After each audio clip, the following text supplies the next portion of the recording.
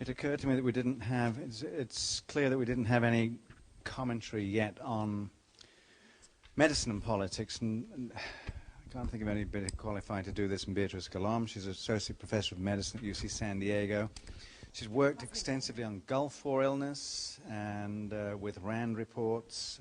She also heads the UCSD San Diego Statin Study Report, and has also lectured extensively on the use of statistics and accuracy and evidence in medical reporting and papers.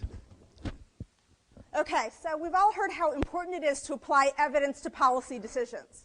Well, medicine is a sphere where policies are based on scientific evidence, or so we believe they are. Moreover, this is really a best-case scenario. We have access to randomized controlled trials where we can manipulate the inputs and observe the outcomes. Randomized controlled trials are considered the highest quality evidence for causal inference. But repeatedly, in every sphere I've been involved in medicine, I've observed that the policies in the form of practice dictates and consensus statements depart often radically even from the published evidence. How, I wondered, could this be? And for those of you not in medicine, what lessons can and should we learn from this about evidence where stakeholders are involved? Your brain on medical politics. There are a number of factors at play, and these are actually just a partial list at which conflicts of interest play a role, and we'll take a brief look at some of these. Well, first, in order to secure the evidence, you have to do the study. And in order to do the study, somebody has to pay for it. Well, in the case of drugs, the overriding source of money for drug studies is industry. And in one of my main fields, the effects of statins, all of the major drug studies are funded by industry. Next biggest source of funding is the National Institutes of Health. Well, that has been written by David Willman of the LA Times about entrenched conflicts of interest with NIH, although they have, between industry and NIH, although they've taken steps to somewhat redress this. But in contrast to the letter that some of you, or the article some of you saw in yesterday's New York Times, where it claimed that the NIH takes important steps to restrict conflicts of interest, it is also the case that they take steps to ensure conflict of interest. We submitted a proposal, or a letter of request to submit a proposal, to look at actually an adverse effect of a statin and ways to mitigate it, and we were told by the NIH that they would not permit us to submit the proposal unless we asked the drug company to supply the drug, which is considered support in kind and a conflict of interest. Next down and far down on the totem pole are professional societies, which, like the American Heart Association, which are doctors' groups, and you therefore might think would be free of conflict of interest. But in fact, one analysis viewed the IRS records of a convenient sample of 6 professional societies over the previous year and found that their pharmaceutical company revenues ranged from $700,000 in that year to $18 million. And in 4 of the 6 professional societies, the pharmaceutical company revenues exceeded, often vastly, the member revenues. So this is also not a sphere that is free from conflict of interest. But evidence is evidence, whoever the funder, right? Especially if it's done by academics. Well, we'll see to the degree to which that is the case. Well, of course, after your study is funded and has been conducted, now in order for anybody to learn about it, it has to be published. Well, there's evidence that bad results are selectively not submitted for publication or are submitted as though they're good. In fact, one analysis found that pharmaceutical company-funded studies were far less likely to be published than other studies, but oops, the ones that were favorable to the drug were not less likely to be published. And an example of this comes from an analysis that was published this year in the New England Journal of Medicine, in which FDA officials accessed a number of trials of antidepressant medications. Now we have these clinical trial registries so that the FDA can access information even from trials that haven't been published. There were 38 studies where FDA officials viewed the findings as being positive, and of these, 37 were published. There were 36 studies where the FDA viewed them as having negative or questionable results. 22 of these were not published at all, and 11 were published in a way that conveyed the result as though it were positive. So that if one simply went to the literature, it would look like 94% of the trials were positive, compared to about 50% that actually were, a difference between essentially unanimity of opinion versus a coin toss. Not only is it the case that bad studies are not submitted for publication, but there's evidence that good studies are submitted multiple times. So one analysis, a very carefully done analysis of randomized controlled trial data on a specific drug called ondansetron, an antiemetic or anti-vomiting drug, found that 17% of published full reports of randomized trials and 28% of the patient data were actually duplicated. The fact that the same study was published as many as 5 times was obscured by the use of different author lists and differing study details. They had to look very carefully to identify that these were the same studies, and that they observed that other reviewers of this literature had missed the fact that it was the same study being multiply published. Not surprisingly, trials reporting greater treatment efficacy were significantly more likely to be duplicated, and this duplication led in meta-analysis to an overestimation of the antiemetic or anti-vomiting benefit of this drug. So published data are skewed relative to the truth. Can we get an estimate of perhaps how skewed? Well, one study was entitled Why Olanzapine Beats Risperidone, Risperidone Beats Quetiapine, and Quetiapine Beats Olanzapine, an exploratory analysis of head-to-head comparison studies of second-generation antipsychotics. And the finding was essentially this: whichever drug was made by the study sponsor was the drug that came out on top, or at least 90% of the time. And by the way, similar analyses have been conducted and shown similar effects for other classes of drugs, like nonsteroidals and statins. Here we have the funding agency saying to the scientist, you're completely free to carry out whatever research you want, so long as you come to these conclusions. Well, I think this is less true of the NIH, but it appears to be quite true for drug company-funded studies, at least as suggested also by the next slide.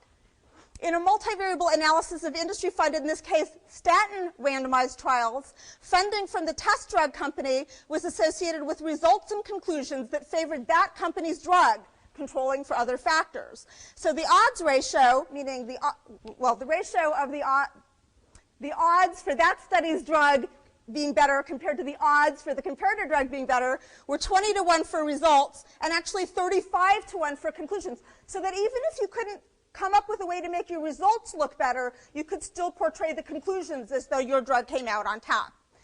Now here's an important question.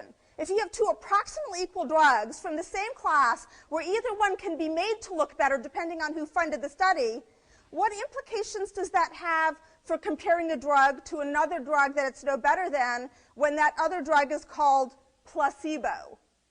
And I contend that there are a number of instances in my own field where that's exactly what has happened.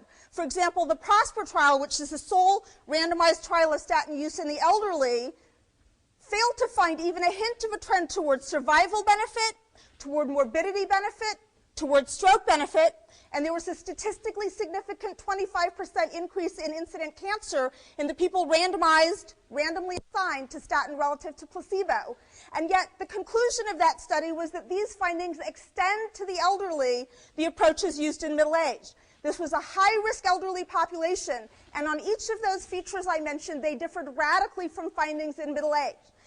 It was not necessarily so surprising to me that the abstract from that study, which was, of course, drug company funded, made that claim. But what stunned me was the follow-on literature, which had titles like Benefits of Statins in the Elderly, Underuse of Statins Among Older People. These are the editorials that follow from that study and were published sometimes in reputable journals like Lancet and JAMA. Initially, I was confused. Had these people read the same study that I had read? It took a while before I began to understand what the forces were that were involved. Some understanding comes to bear from several years back when there was a subclass of a group of drugs called calcium channel blockers, or CCBs, that were under scrutiny. And ultimately it was found that the subclass of calcium channel blockers increased heart disease, and now we no longer use them. But during the time that debate came to the fore, somebody analyzed experts' published attitudes about these drugs, and whether their statements were supportive, neutral, or unfavorable as a function of whether those experts had conflicts of interest in calcium channel blocker manufacturing drug companies or in any drug company. And as we can see, those with unfavorable attitudes compared to neutral attitudes, compared to supportive attitudes, showed successively greater prevalence of conflict of interest in drug companies. And these effects were very striking and very strongly statistically significant. The probability that this difference could have occurred by chance alone is less than 1 in 1,000. In fact, one could even be tempted to make the observation that the only way you could make supportive claims about this class of drug was if you had drug company conflict. Now, it is not only the case that there is submission bias where you restrict bad findings from coming to the light of day and publish the good findings in duplicate and then have follow-on reviews with conflicted people that are favorable. But on top of that, or perhaps related to that latter factor, it emerges that there's this phenomenon called ghostwriting. And this has been shown not just for one drug company or for one class of drugs, but this phenomenon has repeatedly come out during the discovery process when there's litigation against drug companies, in this case against Parke-Davis, for pushing of off-label indications for their drug Neurontin. It was ascertained that Parke-Davis had contracted with, these are medical education and communication companies, which were for-profit companies funded essentially exclusively by pharma, to write scientific medical articles casting their drugs in a favorable light. The company got paid money per article, and the company in turn paid $1,000 each to friendly doctors and pharmacists to be listed as the author of the publication. The reader would have no knowledge that there was any involvement of either the pharmaceutical company or the MEC in this publication. An article published this year in JAMA based on the discovery process for Merck relating to the Vioxx litigation showed a similar phenomenon. For randomized trials, the paper would typically be written by somebody who worked for the company, and then they would find an academic to be the listed first author, who would, in fact, sometimes but not always list an industry relationship. But for review articles, typically the person who wrote the article was completely unacknowledged, and an academic was listed as the sole author, and most commonly with no acknowledgement of any pharmaceutical company conflict of interest.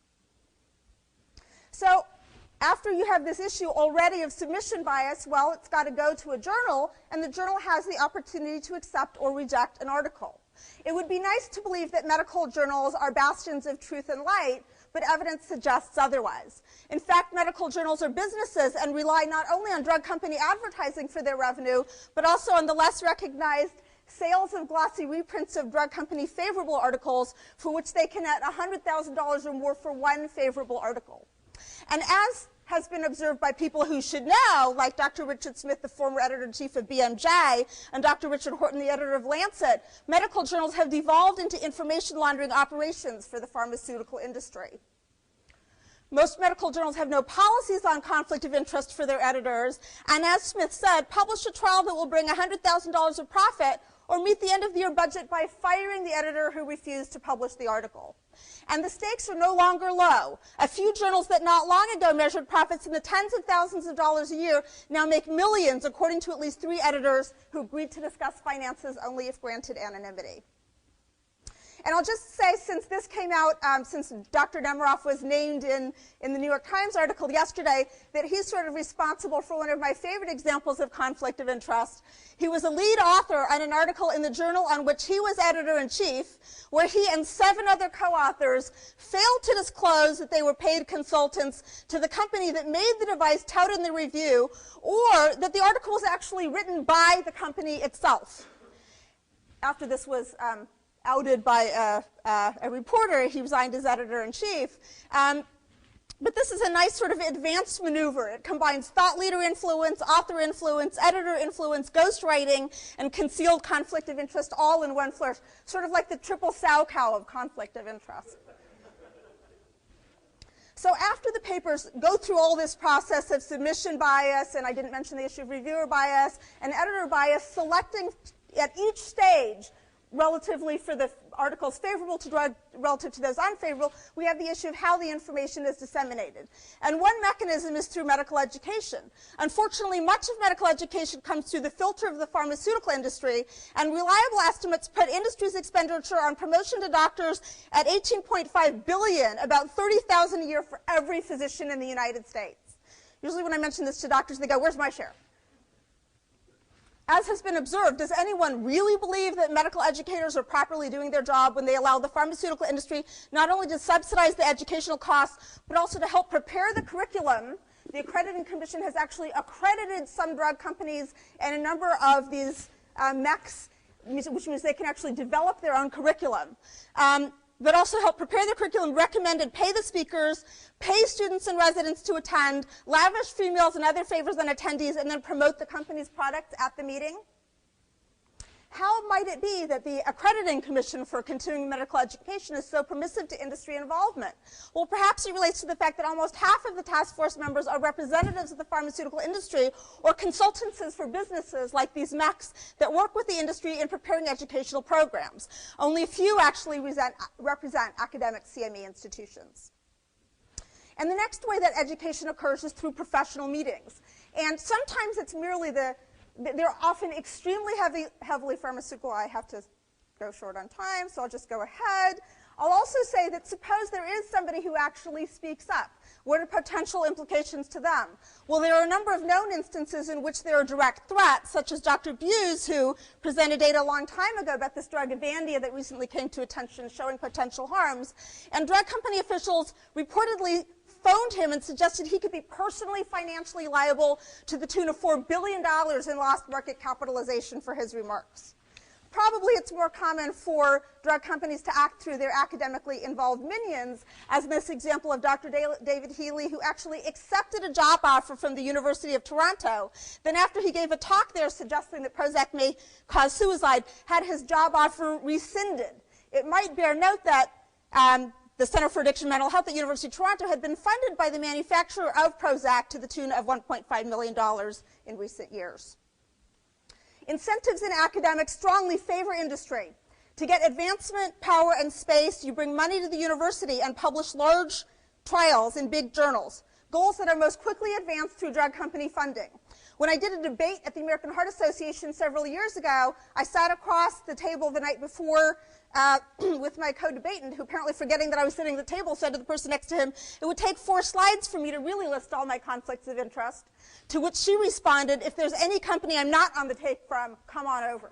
That gives you a sense of the comfort level with conflicts of interest in medicine. And by the way, that woman, I looked her up, is the highest paid woman at her public university, which is why salaries are on file. Patient groups are also being funded and founded by drug companies with failure to mention where they get their money and then doing lobbying aligned with it. And I'll just say that these factors may seem like independent factors that each happen separately, but in fact there's evidence that the pharmaceutical company is extremely conscious about their use. The Association for the British Pharmaceutical Industry, it was discovered, had a memo in which they described their carefully thought out campaign in which their battle plan was to employ ground troops in the form of patient support groups that they found and fund, sympathetic medical opinion and healthcare professionals, which will lead the debate to weaken political, ideological, and professional defenses. Then the ABPI will follow through with high-level precision strikes on specific regulatory enclaves. If this isn't chilling in terms of how conflict of interest can affect policy, it should be. Similar factors are recognizably at play in other domains in which there are stakeholders involved. Those with big pockets have potential for more impact, but some of these practices can occur even without deep pockets. And I'll just say that the sort of candles are be prepared, be aware, learn at least 5 of what are often called the 4Ds, but with a different set of 4s involved, about practices that are used by industry to try to discredit those who are speaking the truth. And most of all, train yourself and others in evaluation of evidence and inference. Thank you.